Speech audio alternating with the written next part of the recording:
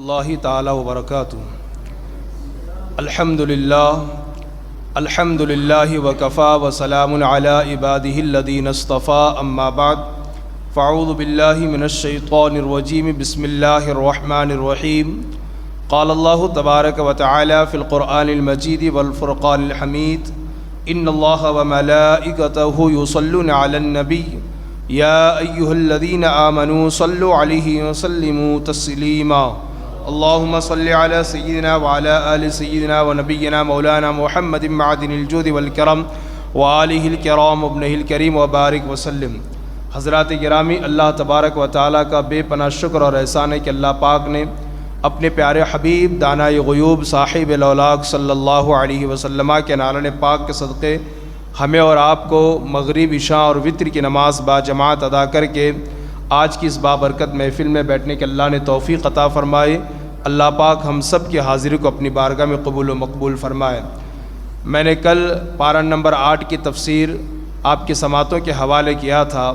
آج انشاءاللہ العزیز پارہ نمبر 9 کے متعلق کہ رب قدیر جل جلالہ نے اس پارے میں کن کن چیزوں کو بیان فرمایا ہے، ان میں سے چند چیزوں کا بیان میں آپ کی سماعتوں کے حوالے کرنے کی کوشش کروں گا۔ امید ہے کہ آپ حضرات دل کے کانوں سے سماعت فرما کر اسے عملی جامہ پہنانے کی بھرپور کوشش کریں گے۔ حضرات گرامی، اللہ تبارک و تعالیٰ نے پارہ نمبر 9 میں 5 عذابات کا ذکر فرمایا ہے جو اس نے فرعون اور فرعونیوں پر نازل فرمایا تھا۔ یہ واقعہ تفصیل طلب ہے، اختصار کے ساتھ اتنی بات عرض ہے کہ جب اللہ کے نبی حضرت موسیٰ علیہ السلام نے تمام جادوگروں کو شکست عطا فرمائی اور تمام جادوگروں نے حضرت موسیٰ علیہ السلام کا کلمہ پڑھ کر کے اسلام میں داخل ہو گئے، ادھر فرعون اور فرعونیوں کا ظلم اور ستم زیادہ ہوا بنی اسرائیل پر، تو اللہ کے نبی حضرت موسیٰ علیہ السلام نے ان کے لیے ہلاکت کی دعا فرمائی۔ تو اللہ پاک نے ان پر سب سے پہلے ایک عذاب نازل فرمایا جسے طوفان کہا جاتا ہے۔ اچانک آسمان ابر آلود ہوا اور اندھیرا چھا گیا اور پھر زوردار بارش ہونے لگی۔ بارش اتنی زوردار تھی کہ قبطیوں کے جو مکانات تھے وہ پانی سے بھر گئے، اور پانی گھٹنے سے کمر تک اور پھر کمر سے گردن تک آ گیا۔ بیٹھ نہیں سکتے، کوئی کام کر نہیں سکتے، اگر کوئی بیٹھ جاتا تو ڈوب کر کے ہلاک ہو جاتا۔ مسلسل 7 دنوں تک یہ عذاب میں مبتلا رہے، ہفتے سے لے کر کے ہفتے تک۔ پھر اس کے بعد جب بہت پریشان ہوئے، حضرت موسیٰ علیہ السلام کی بارگاہ میں آ کر کے عرض کرتے ہیں، موسیٰ آپ اللہ کے نبی ہیں، آپ دعا کر دیں کہ اللہ پاک اس عذاب کو دور کر دے، یا یہ کہ آپ اس عذاب کو دور کر دیں تو ہم آپ پر ایمان لائیں گے اور بنی اسرائیل کو آپ کے ساتھ روانہ کر دیں گے۔ اللہ کے نبی موسیٰ علیہ السلام کو رحم آ گیا، آپ نے دعا فرمائی، اللہ نے عذاب کو اٹھا لیا۔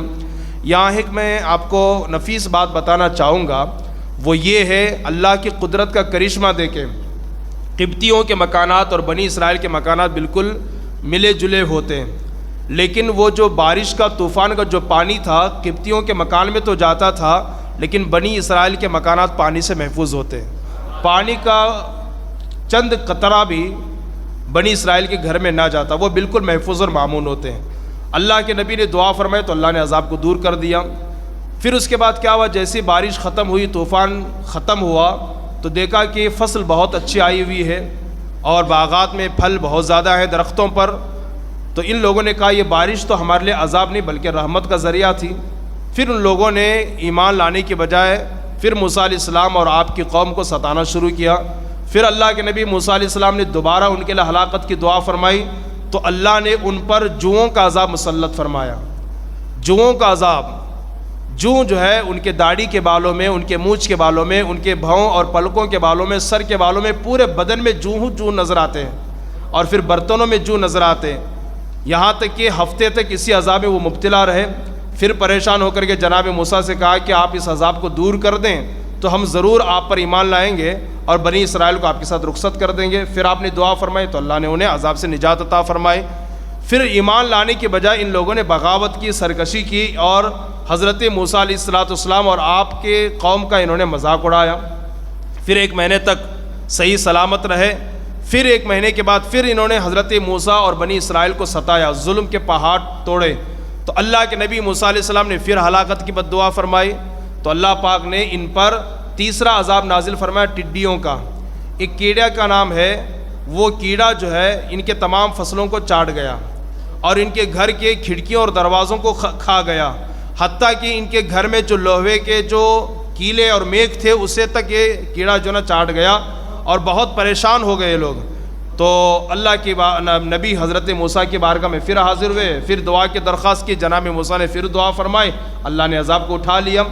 چوتھی مرتبہ پھر انہوں نے ایمان لانے کے بجائے پھر حضرت موسیٰ علیہ السلام اور آپ کی قوم پر ظلم کے پہاڑ توڑے، تو حضرت موسیٰ علیہ السلام نے پھر ہلاکت کی بد دعا فرمائی، تو اللہ پاک نے ان پر مینڈکوں کا عذاب نازل فرمایا۔ مینڈک اتنی کثیر تعداد میں ان کے آبادی میں تھے اور ان کے محلے میں تھے، اور بلکہ یہاں تک ہے کہ کھانے کے برتن میں مینڈک تھے، یہ سو جاتے ان کے بدن پر مینڈک بیٹھتے ہیں۔ حد تو یہ ہے کہ کوئی اگر بات کرنے کے لیے منہ کھولتا تو مینڈک اس کے منہ میں چلا جاتا۔ اس طرح یہ عذاب میں مبتلا ہو گئے اور ہفتے سے لے کے ہفتے تک اسی عذاب میں مبتلا رہے لوگ۔ پھر جب بالکل برداشت سے باہر ہوئی بات تو موسیٰ علیہ السلام کے بعد سے آ کر کے پھر انہوں نے دعا کی درخواست کی، اللہ کے نبی نے پھر دعا فرمائی، اللہ نے عذاب کو اٹھا لیا۔ پھر پانچویں مرتبہ ان لوگوں نے سرکشی کی، اللہ کے نبی نے پھر ان کے لیے ہلاکت کی دعا فرمائی، تو اللہ پاک نے ان پر خون کا عذاب نازل فرمایا، یعنی تمام نہروں، تمام دریاؤں، تمام سمندروں، تمام کنوؤں اور تمام تالابوں کا پانی خون میں تبدیل ہو گیا، بالکل تازہ ترین خون کہ پانی پی نہیں سکتے۔ تو قبطیوں نے فرعون سے کہا، یہ دیکھو کیسا ہو گیا ہے، تو فرعون نے کہا یہ موسیٰ کا جادو ہے، یہ جادو کی دو نہیں، یہ تو تازہ خون ہے۔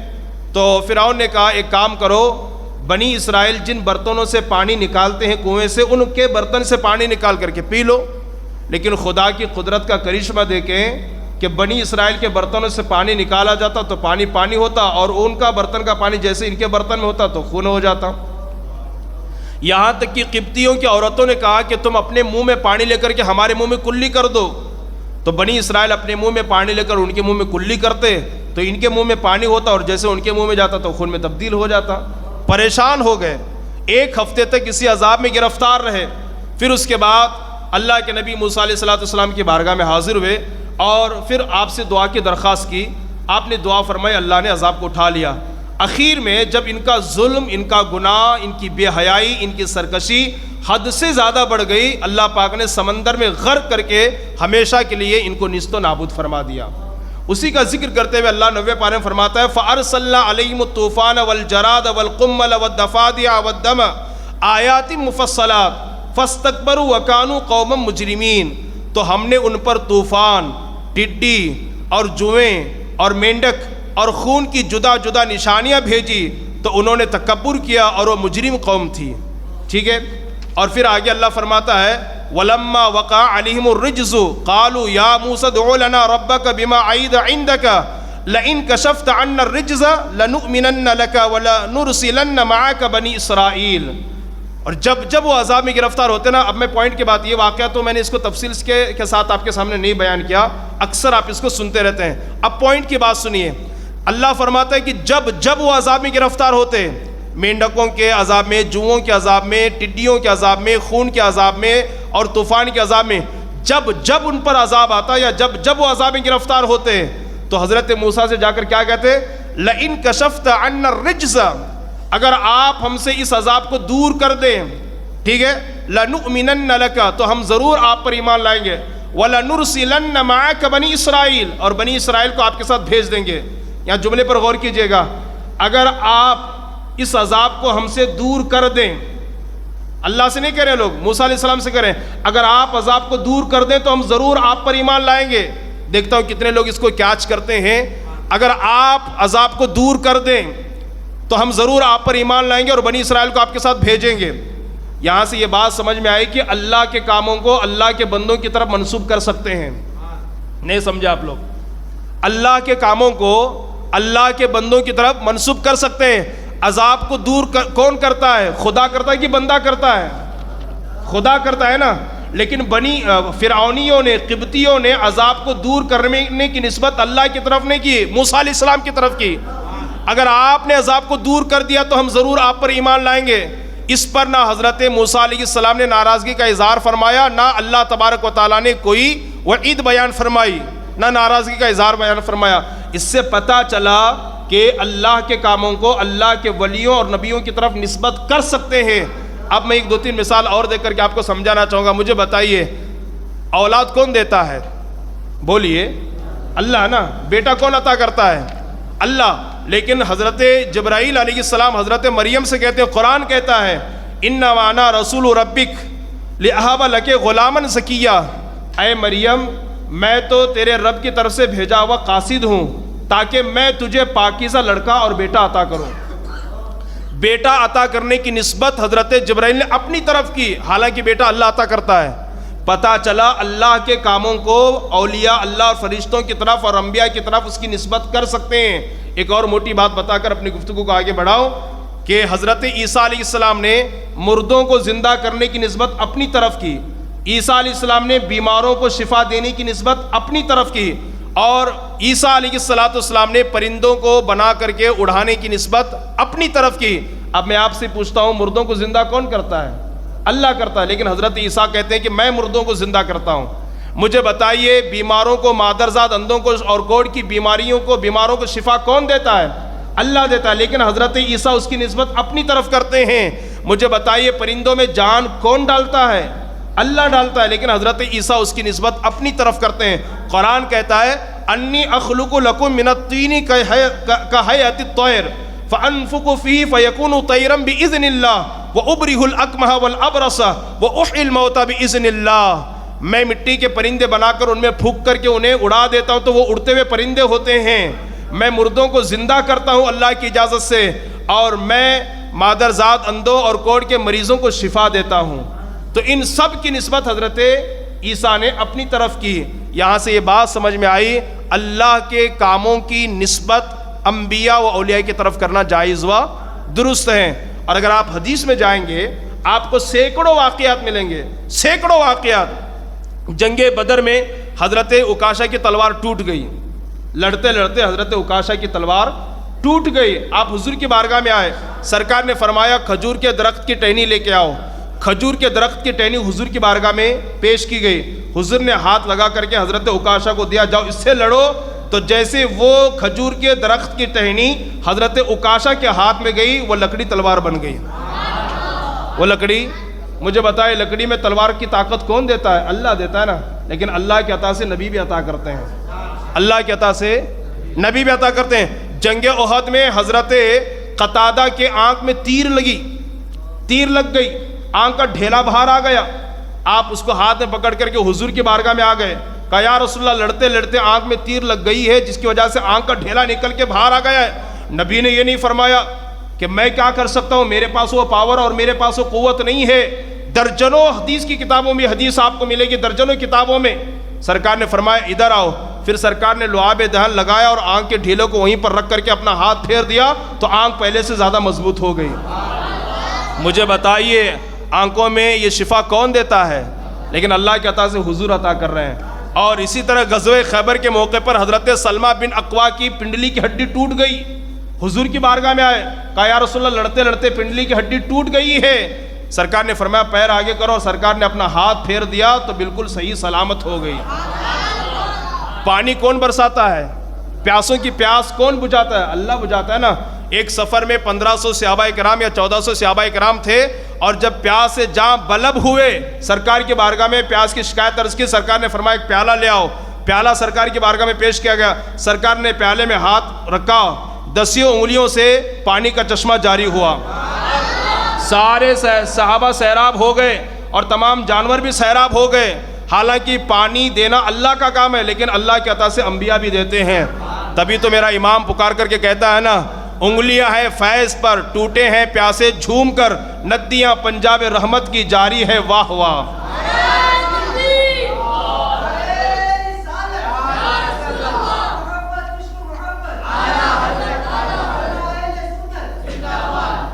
مجھے بتائے جنت کون دے گا ہمیں؟ اللہ دے گا نا۔ حضرت ربیعہ ایک صحابی ہیں جو تہجد کے وقت حضور کو وضو کروایا کرتے تھے۔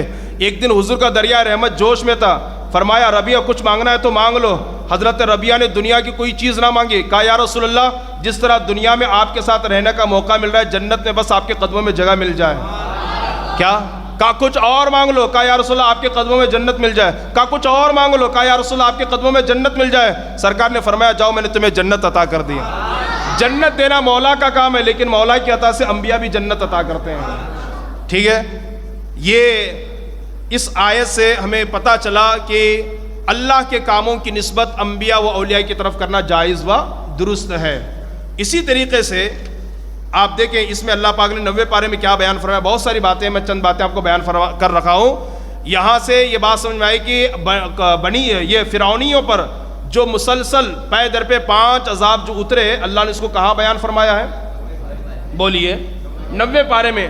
اس سے پہلے بہت سارے انبیاء کی امت پر الگ الگ عذاب آیا ہے۔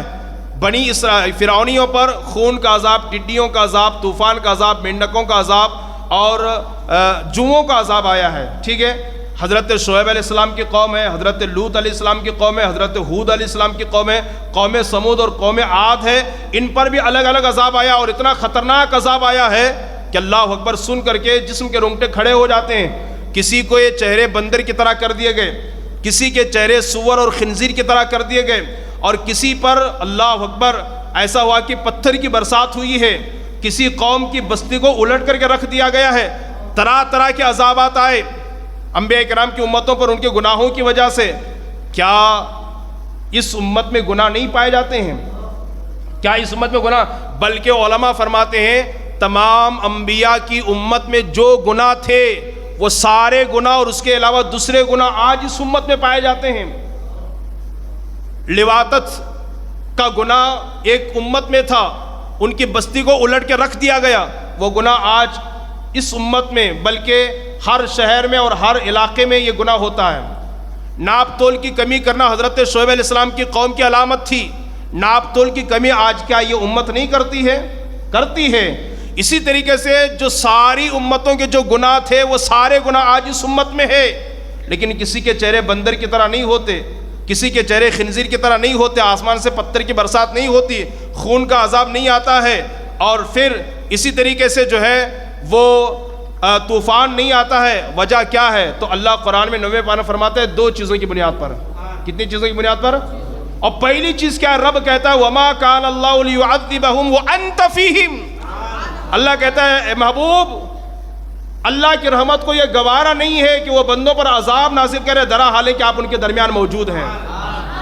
آج اگر پوری دنیا میں ایک ساتھ ایک بارگی عذاب نہیں آتا ہے، جیسے نوح علیہ السلام کے دور میں طوفان کا پانی کا عذاب آیا تھا، شعیب علیہ السلام کی قوم پر عذاب آیا، ہود علیہ السلام کی قوم پر عذاب آیا، فرعونیوں پر جو عذاب آیا، اس طرح اگر عذاب نہیں آتا تو اس کی سب سے بڑی وجہ یہ ہے کہ مصطفیٰ ہمارے درمیان موجود ہے، مصطفیٰ جان رحمت ہمارے درمیان۔ اللہ خود کہتا ہے اللہ کی رحمت کو یہ گوارا نہیں ہے کہ وہ بندوں کو عذاب میں گرفتار کرے درا حالے کہ محبوب آپ ان کے درمیان ہیں، اور آج بھی عذاب نہیں آتا، اس کا مطلب ہے کہ مصطفیٰ آج بھی ہمارے درمیان ہے۔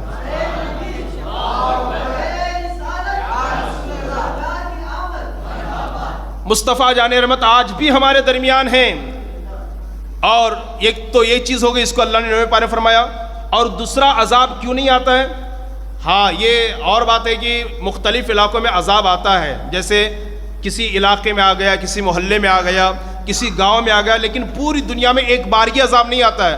بہت جگہ زلزلے آتے ہیں، کہیں آگ لگ جاتی ہے، کہیں زمین میں زلزلہ آ جاتا ہے، کہیں جو ہے عمارتیں زمین بوس ہو جاتی ہے، لیکن پوری دنیا میں ایک بارگی عذاب نہیں آتا جیسے پچھلی قومیں میں آتا تھا حضور رحمت عالم کی جلوہ گری کی وجہ سے۔ اور دوسری چیز اللہ کیا فرماتا ہے؟ وَمَا كَانَ اللَّهُ مُعَذِّبَهُمْ وَهُمْ يَسْتَغْفِرُونَ، جب تک کہ بندوں میں استغفار کرنے والے بندے زندہ رہیں گے اللہ عذاب نازل نہیں کرے گا۔ ایک تو حضور کی وجہ سے عذاب نہیں آتا ہے، اور دوسرا جب تک بندوں میں توبہ و استغفار کرنے والے زندہ رہیں گے، توبہ و استغفار کرتے رہیں گے، اللہ عذاب نازل نہیں کرے گا۔ اس کا شان نزول بیان کرتے ہوئے اللہ مفسرین کرام بیان فرماتے ہیں کفار مکہ کے سرزمین پر بڑا ظلم کرتے تھے، بڑی زیادتی کرتے تھے، بہت گناہ کرتے تھے۔ اللہ محبوب سے فرما رہا ہے محبوب ہم ان پر عذاب اس لیے نازل نہیں کر رہے ہیں نا کہ ان کے درمیان کچھ آپ کے صحابہ ہیں جو توبہ و استغفار کرتے رہتے ہیں، ان کی وجہ سے ہم عذاب نازل نہیں کرتے ہیں۔ آپ ذرا سوچئے آج اگر ہم بھی عذاب سے محفوظ ہیں، زلزلوں سے محفوظ ہیں، طوفان سے محفوظ ہیں اور اللہ کی پکڑ سے محفوظ ہیں، اس کا مطلب یہ کہ ہمارے درمیان کچھ لوگ ہمیشہ توبہ و استغفار کرنے والے موجود ہیں، ان کے قدموں کی برکت کے ہم عذاب سے بچے ہوئے ہیں۔ آپ جانتے ہیں اس آیت کی روشنی میں ایک دو حدیثیں میں آپ کو سنانا چاہوں گا، سنیے توجہ کے ساتھ۔ حضرت ابو سعید رضی اللہ تعالیٰ عنہ سے روایت ہے، حضور سید عالم صلی اللہ علیہ وسلم نے ارشاد فرمایا، حضور سید عالم صلی اللہ علیہ وسلم نے ارشاد فرمایا، شیطان نے اللہ سے کہا، اللہ مجھے تیری عزت کی قسم ہے۔ شیطان نے کیا کہا؟ اللہ مجھے تیری عزت کی قسم ہے، جب تک تیرے بندوں کے جسم میں روح باقی رہے گی میں انہیں بھٹکاتا رہوں گا، میں انہیں گمراہ کرتا رہوں گا، میں ان سے گناہ کراتا رہوں گا۔ جانتے ہو پھر اللہ نے کیا فرمایا؟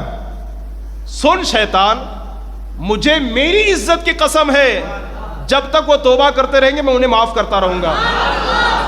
جب تک وہ میری بارگاہ میں توبہ کرتے رہیں گے میں انہیں، تیرا کام ہے گمراہ کرنا، تیرا کام ہے گناہ کروانا، اور میرا کام ہے معاف کرنا۔ سنیے حدیث پاک، شیطان نے کہا، اے میرے رب تیری عزت و جلال کی قسم، جب تک تیرے بندوں کی روحیں ان کے جسموں میں ہیں میں انہیں بھٹکاتا رہوں گا۔ اللہ نے ارشاد فرمایا، مجھے میری عزت و جلال کی قسم، جب تک وہ مجھ سے توبہ و استغفار کرتے رہیں گے میں انہیں بخشتا رہوں گا۔ ٹھیک ہے، تو توبہ استغفار کریں۔ جب بھی شیطان کچھ گناہ کا کام کروائے، جھوٹ بلوائے، غیبت کروائے، شراب پلوائے، زنا کروائے، اور کچھ غلط کام کروائے، چوری کروائے، دھوکہ دلوائے، فوراً اللہ کی بارگاہ میں توبہ کریں۔ آپ توبہ کریں گے اللہ آپ کو معاف کرے گا۔ اس نے اپنی عزت کی قسم کھا کر کے کہا ہے۔ اللہ اگر قسم نہ کھا کر کے یوں ہی بول دے، ہے نا، اللہ اگر قسم نہ کھا کر کے یوں ہی بول دے تو اس کی بات تو آنکھ بند کر کے ہم تسلیم کریں۔ اللہ کہہ رہا ہے مجھے میری عزت کی قسم ہے، تو گناہ کرا، وہ گناہ کے بعد وہ توبہ کریں گے تو میں معاف کر دوں گا، ہے نا۔ اور گناہ سے جہاں تک ہو سکے بچنے کی کوشش کریں، پوری بچنے کی کوشش کریں۔ اگر نفس کی شرارت کی وجہ سے یا شیطان کے ورگلانی کی وجہ سے گناہ ہو گیا تو فوراً توبہ کر لیں، لیکن گناہ سے بچنا چاہیے۔ لیکن جو لوگ گناہ کرنے کی کوشش کرتے ہیں نا، وہ اس واقعے کو بھی سامنے رکھیں۔ حضرت محبوب الہی خواجہ نظام الدین رحمۃ اللہ علیہ کے ایک مرید تھے، انہوں نے اپنے پیر سے کہا، حضور انسان کو کبھی کبھی گناہ کرنے کی اجازت ہونی چاہیے۔ خواجہ نظام الدین رحمۃ اللہ علیہ کے مرید تھے، انہوں نے کہا، حضور کبھی کبھی انسان کو گناہ کرنے کی اجازت ملنی چاہیے۔ تو حضرت خواجہ نظام الدین محبوب الہی نے فرمایا کہ ہاں ہونی چاہیے، اجازت ملنی چاہیے۔ تو مرید خوش ہو گیا، پیر صاحب بول رہے ہیں اجازت ملنی چاہیے، لیکن اس کے لیے میری 2 شرطیں ہیں۔ کہا حضور بتائیے کون سی 2 شرطیں آپ کی؟ آپ نے فرمایا یہ کہ جب بھی گناہ کرنا ہو نا تو اللہ کی زمین سے باہر نکل کے چلے جانا، اللہ کی زمین سے نکل کر کے گناہ کرنا، پہلی شرط یہ ہے۔ اس نے کہا حضور جہاں جاؤ تو اللہ ہی کی زمین ہے، اللہ ہی کا قبضہ ہے، مشرق جاؤ، مغرب جاؤ، شمال جاؤ، اتر جاؤ، جنوب جاؤ، جہاں دیکھو اسی کی حکومت ہے، اسی کی زمین ہے۔ کہا ایک شرط یہ ہے۔ اور آپ نے فرمایا محبوب اللہ نظام الدین نے دوسری شرط یہ ہے کہ گناہ اس وقت کرنا جب اللہ سو جائے، اللہ سو جائے، ہے نا۔ تو مرید بھی تو مرید تھا نا، پڑھا لکھا تھا۔ اس نے کہا حضور قرآن میں اللہ کہتا ہے کہ سونے کے بعد تو درکنار اسے اونگ تک نہیں آتی ہے۔ تو کہا جب زمین اس کی ہے، کائنات اس کی ہے، اس کا کھاتا ہے، اس کا پیتا ہے، اس کے جاگتے ہوئے اس کے سامنے گناہ کرنا تو یہ سب سے بڑی حماقت ہے، سب سے بڑی بیوقوفی کی بات ہے کہ خدا کی زمین میں خدا کے سامنے اس کا کھا کر اس کی نافرمانی کی جائے، یہ کون سی عقل مندی ہے؟ کہا مرید نے کہا حضور آپ سچ فرماتے ہیں، انسان کو چاہیے کہ وہ ہمیشہ اپنے رب کے قانون کے مطابق زندگی گزارتا رہے۔ اس لیے گناہ کرنے سے پہلے یہ سوچ لیں آپ جہاں کر رہے ہیں اللہ کی زمین ہے، اور آپ جب بھی گناہ کرنے کا سوچیں تو پہلے یہ سوچ لیں میرا مولا مجھے دیکھ رہا ہے، میرا مولا مجھے دیکھ رہا ہے۔ کوئی یہ نہ سوچے کہ رات کی تاریکی میں کے وقت میں بند کمرے میں مجھے کوئی نہیں دیکھتا ہے۔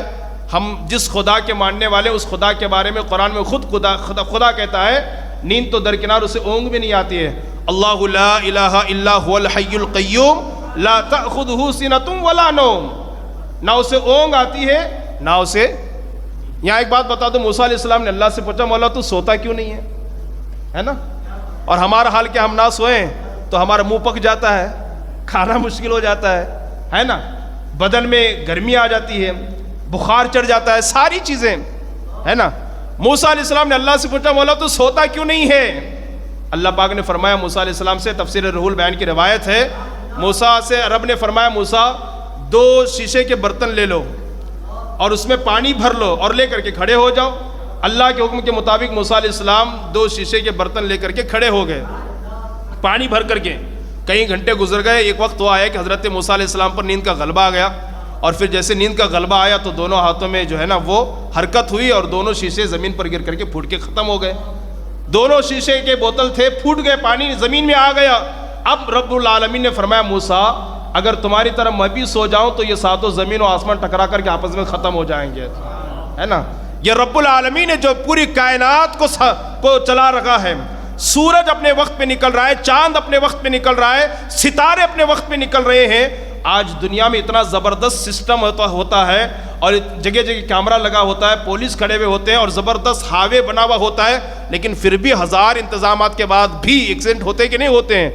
لیکن خدا کا نظام کیسا ہے کہ جب سے سورج چل رہا ہے تو چل ہی رہا ہے, چاند نکل رہا ہے تو نکل رہا ہے, ستارے نکل رہے ہیں تو نکل رہے ہیں, کبھی ان کے درمیان ٹکراؤ نہیں ہوا ہے. اللہ کائنات کے نظام کو اس طرح بہترین انداز میں چلا رہا ہے. تو اللہ کو اونگ اور نیند نہیں آتی, ہم جب بھی جو بھی کرتے مولا دیکھتا ہے. تو یہ حضرت محبوب الہی نے فرمایا تھا. تو آج گناہوں کے باوجود ہمارے اندر عذاب کیوں نہیں آتا؟ دو چیزوں کی بنیاد پر. ایک تو رسول ہمارے درمیان ہے اور ایک تو توبہ استغفار کرنے والے بندے جب تک قوم زندہ رہیں گے توبہ استغفار کرتے رہیں گے, اللہ عذاب میں ہمیں مبتلا نہیں فرمائے گا. اور اللہ نے کیا بیان فرمایا ہے سنیے, اس پارے میں 90 پارے میں اللہ پاک نے فرمایا ہے کہ جب بھی تمہیں رسول بلائیں ہر کام کو چھوڑ کر کے فوراً حاضر ہو جایا کرو. کیا ہو جاؤ؟ جب بھی رسول بلائیں تمام کاموں کو چھوڑ کر کے رسول اللہ کی بارگاہ میں حاضر ہو جائیں. اللہ تبارک و تعالی ارشاد فرماتا ہے یا ایھا الذین آمنوا استجیبوا للہ وللرسول اذا دعاکم, اے ایمان والو جب بھی اللہ اس کا رسول بلائے ہر کام کو چھوڑ دو, ہر عبادت کو چھوڑ دو, ہر نیکی کو چھوڑ دو, فوراً مصطفیٰ کی بارگاہ میں آ جاؤ, فوراً مصطفیٰ کی بارگاہ میں. دو حدیثیں سماعت کر لیں کہ بخاری شریف کی حدیث سے پاک ہے. حضرت ابو سعید بن مولا رضی اللہ تعالیٰ عنہ فرماتے ہیں میں مسجد نبوی شریف میں نماز پڑھ رہا تھا. کہاں نماز پڑھ رہا تھا؟ مسجد نبوی شریف میں نماز پڑھ رہا تھا. رسول اللہ نے مجھے پکارا, میں نے لبیک نہیں کہا, آواز پر حضور کے پکار پر لبیک نہیں کہا, نماز پڑھتا رہا. اور نماز سے فارغ ہونے کے بعد میں حضور کی بارگاہ میں حاضر ہوا. کہا یا رسول اللہ آپ نے مجھے پکارا تھا. سرکار دو عالم صلی اللہ علیہ وسلم نے فرمایا میرے غلام جب میں نے تجھے پکارا تھا تو میری بارگاہ میں آنے سے تجھے کس چیز نے روکے رکھا؟ تو وہ صحابی کہتے ہیں یا رسول اللہ میں نماز پڑھ رہا تھا. تو رسول اللہ فرماتے ہیں کیا قرآن میں تم نے رب کا یہ بیان نہیں سنا ہے؟ اللہ کہتا ہے استجیبوا للہ وللرسول اذا دعاکم, کہ جب رسول بلائیں تو فوراً حاضر ہو جایا کرو. وہ صحابی کہتے ہیں یا رسول اللہ اس کے بعد میں ایسے ہی کروں گا. اور ایک حدیث سنیے, حضرت ابو ہریرہ فرماتے ہیں کہ نبی پاک صلی اللہ علیہ وسلم حضرت ابی ابن کعب کے گھر کے پاس سے گزرے. کس کے گھر کے پاس سے؟ حضرت ابی ابن کعب کے گھر کے پاس سے حضور گزرے. ابی ابن کعب کو رسول اللہ نے پکارا, وہ نماز کی حالت میں تھے. دل ہی دل میں سوچنے لگے کہ حضور کے سوال کا جواب دوں یا نماز پڑھوں. نماز میں مشغول ہو گئے اور چھوٹی صورتیں لگا کر کے نماز سے جلدی فارغ ہو گئے. اور فارغ ہونے کے بعد حضور کی خدمت میں آئے, سلام کیا. سرکار نے سلام کا جواب دیا. عرض کیا یا رسول اللہ آپ نے مجھے یاد کیا؟ سرکار نے فرمایا جب میں نے تجھے پکارا تو کس چیز نے تجھے میری بارگاہ میں آنے سے روک دیا؟ کہا یا رسول اللہ میں نماز پڑھ رہا تھا. نبی نے فرمایا کیا خدا کا یہ قانون نہیں سنا اعلان کہ اللہ فرماتا ہے استجیبوا للہ وللرسول اذا دعاکم, جب رسول بلائیں تو فوراً حاضر ہو جایا کرو. انہوں نے عرض کیا یا رسول اللہ اس کے بعد ہر کام کو چھوڑ کر کے آپ کی بارگاہ میں حاضر ہو جاؤں گا.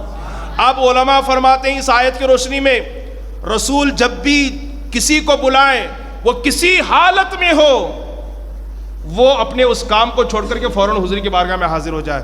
حد تو یہ کہ اگر وہ نماز پڑھ رہا ہے, نفل کی بات نہیں کر رہا, سنت اور واجب کی بات نہیں, فرض نماز پڑھ رہا ہے اور رسول بلا لیں تو حکم یہ کہ نماز کو چھوڑ دے.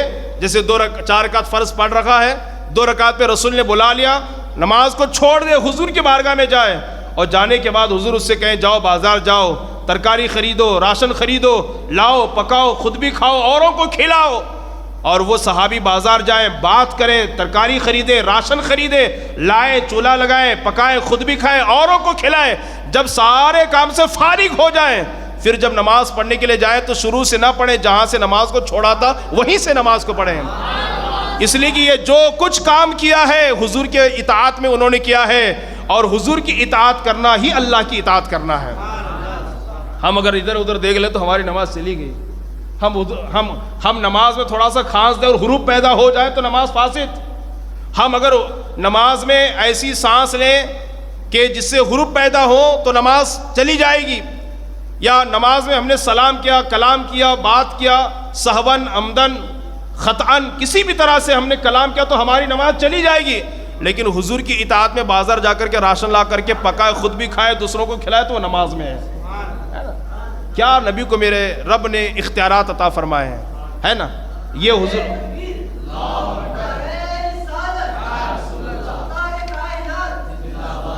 رسول اللہ صلی اللہ علیہ وسلم کو رب العالمین نے 3 باتوں کی ہدایت فرمائی. کتنی باتوں کی؟ یہ بہت اچھی بات ہے، آپ اس کو لے کے جائیں، عمل کریں اور دوسروں تک پہنچائیں. یہ 3 باتوں پر اگر آپ نے عمل کر لیا نا، بڑے سکون سے زندگی گزرے گی، کامیابی اور کامرانی کے ساتھ زندگی گزرے گی. اللہ پاک نے 3 باتوں کی ہدایت فرمائی اپنے نبی کو. فرمایا خذ العفو وامر بالعرف واعرض عن الجاہلین. اللہ نے فرمایا اے محبوب، معاف کرنا اختیار کرو. کیا کرنا؟ معاف کرنا اختیار کرو، اور بھلائی کا حکم دو، اور جاہلوں سے منہ پھیر لو. یہ 3 باتیں. معاف کرنا اختیار کریں، یعنی جب بھی آپ کے پاس کوئی معافی مانگنے کے لیے آئے تو آپ دریا دلی کا مظاہرہ کرتے ہوئے اسے معاف کر دیں. ٹھیک ہے. اور دوسری بات کیا ہے؟ لوگوں کو بھلائی کا حکم دیں. اور تیسری بات کیا ہے؟ جاہلوں سے بحث نہ کریں، بلکہ جب بھی جاہل آ جائے منہ پھیر لیں، ان سے منہ پھیر لیں. جاہلوں سے بحث کریں گے نقصان اپنا ہی ہوگا.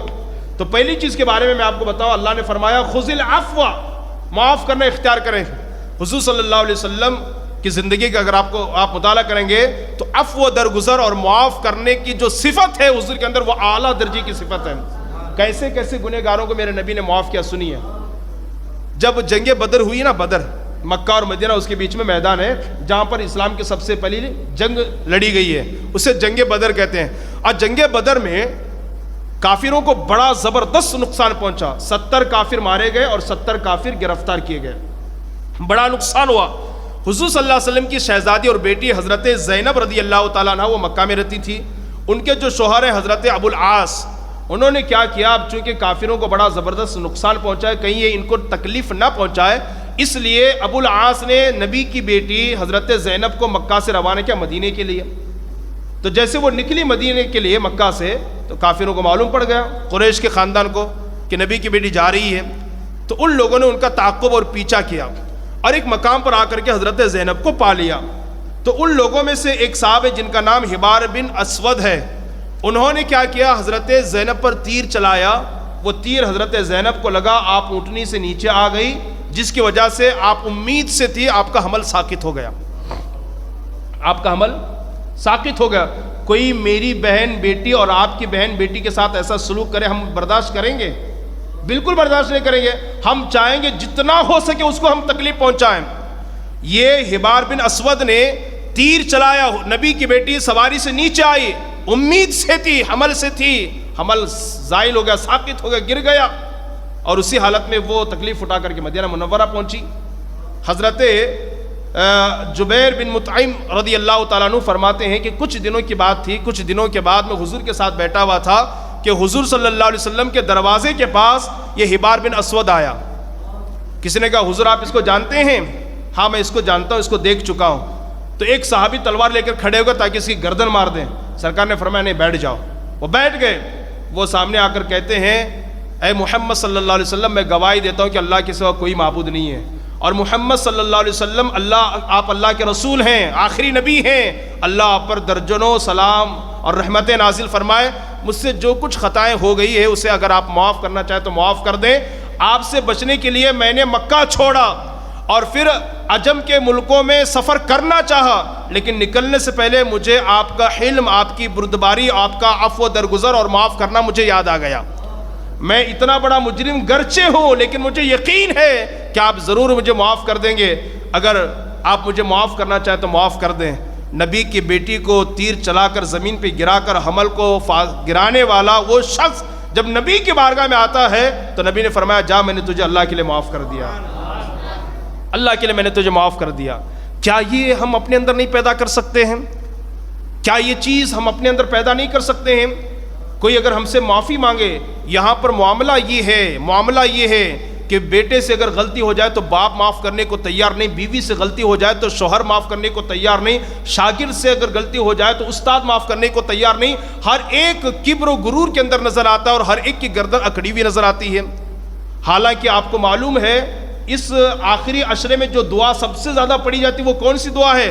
اللہم انک عفو تحب العفو فاعف عنی یا کریم. اللہ تو معاف کرنے والا ہے، لہٰذا اپنے فضل و کرم سے ہمارے گناہوں کو معاف فرما دے. سب سے زیادہ آخری عشرے میں اللہ سے معافی طلب کرنے کا حکم دیا گیا ہے، اور اللہ بڑے بڑے گنہگاروں کو معاف کرتا ہے. تو ہم کیوں معاف کرنے کی کوشش نہیں کرتے ہیں؟ معاف کرنے سے جو ہے نا عزت بڑھتی ہے، عزت گھٹتی نہیں ہے. اور نبی پاک صلی اللہ علیہ وسلم نے کتنے بڑے بڑے مجرموں کو معاف کیا. جانتے ہیں آپ حضرت امیر حمزہ کون ہے؟ نبی کے خاص چچا ہیں، کافی ان کے احسانات ہیں. اور جنگ احد میں حضرت امیر حمزہ کو جس صحاب نے شہید کیا، جناب وحشی نے، جب انہوں نے کلمہ پڑھ کر کے اسلام قبول کیا تو نبی نے ان کو معاف کر دیا. اور حضرت امیر حمزہ کے اعضاء کو جس نے کاٹا ہے، ہونٹ کاٹا، ناک کو کاٹا، کانوں کو کاٹا، ان کی انگلیوں کو کاٹا اور ان کے آنکھ کے ڈھیلے کو نکالا اور ایک دھاگے میں پرو کر گلے میں جس نے باندھا ہے اس کا نام ہندا ہے. لیکن اسی ہندا نے جب اسلام قبول کیا ہے، نبی نے فرمایا جا میں نے تجھے معاف کر دیا ہے، میں نے تجھے معاف کر دیا ہے. یہ ساری باتیں، بلکہ حضور جب مکہ میں تھے میرے نبی نے نبوت کا اعلان فرمایا. مکہ کے ظالموں نے حضور کو اتنا ستایا، اتنا ستایا، اتنا ستایا، راستے میں کانٹے بچھائے. دیوانہ کہا معاذ اللہ، شاعر کہا معاذ اللہ، کاہن کہا معاذ اللہ، جادوگر کہا معاذ اللہ، نہ معلوم کیا کیا کہا، پتھروں کی برسات کی. اتنا ستایا کہ مکہ چھوڑنے پر مجبور کیا. اور جب حضور مکہ چھوڑ کر مدینہ جا رہے تھے نا، پلٹ پلٹ کر کے خانہ کعبہ کو دیکھتے ہیں اور خانہ کعبہ سے مخاطب ہو کر کہتے او بیت اللہ، او خانہ کعبہ، مجھے تجھ سے اتنی محبت ہے، اللہ کی قسم اگر مکہ والے مجھے ستائے نہ ہوتے کبھی میں تجھے چھوڑ کر سفر نہیں کرتا، کبھی میں تجھے چھوڑ کر نہ جاتا. یہ مکہ والوں کے ظلم سے بچنے کے لیے میں مکہ چھوڑ کر مدینہ جا رکھا ہوں. اتنا ستایا. لیکن چند سالوں کے بعد جب حضور مکہ کے فاتح بن کر کے آتے ہیں، مکہ کو میرے نبی نے فتح کیا، سارے مجرم سامنے کھڑے ہیں. میرے نبی نے پوچھا تھا مکہ والوں بتاؤ آج تمہارے ساتھ کیا جائے؟ تم نے ہمیں ہجرت کرنے پر مجبور کیا، ہمارے غلاموں کو ستایا، آگ میں ڈالا اور پھر جو ہے انہیں پھانسی پہ چڑھایا، ان کے ناخن نکالے گئے اور پھر گرم گرم انگاروں پر انہیں لٹایا گیا، گرم گرم ریت پر کپڑا اتار کر کے انہیں لٹایا گیا. بہت ظلم اور تشدد تم نے کیا، بتاؤ تمہارے ساتھ کیا سلوک کیا جائے؟ سارے مکہ کے کافروں نے ایک زبان ہو کر کہا تھا آپ محمد ہے، اللہ کے رسول ہیں، ہمیں آپ سے خیر کی امید ہے. میرے نبی نے فرمایا آج میں تم سب کے حق میں وہی فیصلہ کرتا ہوں جو جناب یوسف نے اپنے بھائیوں کے حق میں فیصلہ کیا تھا. جاؤ آج تم سب کے سب آزاد ہو اور محمد نے تم سب کو معاف کر دیا ہے. مجھے بتائیے دنیا میں کیا کوئی ایسی مثال بھی ملتی ہے؟ تو اللہ کہہ رہا ہے خذ العفو، محبوب معاف کرنے کو اختیار کرنے، معاف کرنے کو اختیار کریں. آپ بھی اس چیز کو کر کے دیکھیں نا، آپ کسی کو معاف کر کے دیکھیں نا، آپ کے دل کو کتنا سکون ملتا ہے. بہت سکون ملے گا آپ کے دل کو.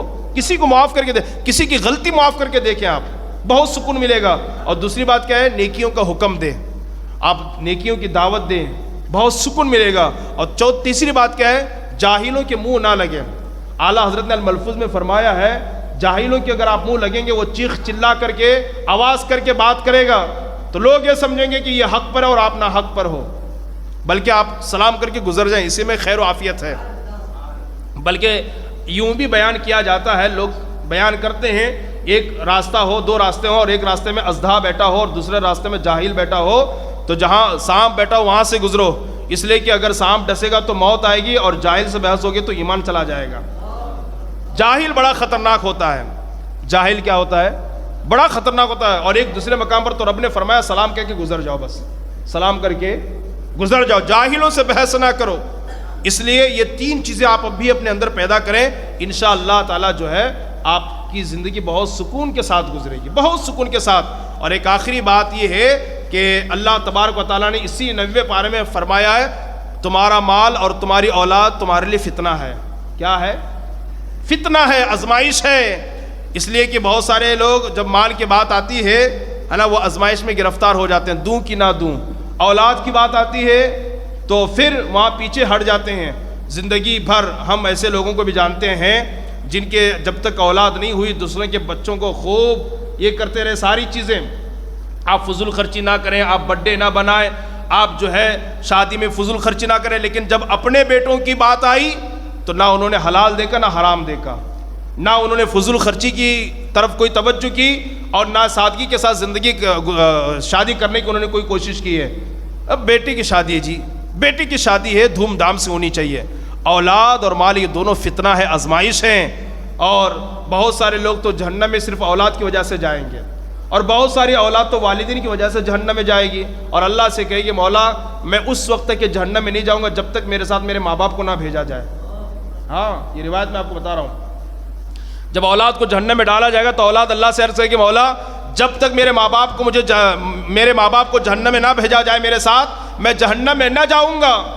رب پوچھے گا کیوں؟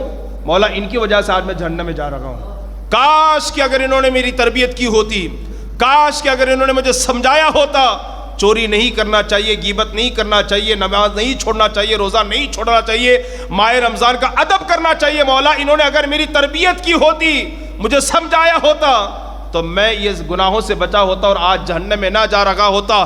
آج اگر میں جہنم میں جا رہا ہوں تو اس کی وجہ میرے والدین ہیں، تو لہٰذا انہیں بھی جہنم میں بھیج دیا جائے۔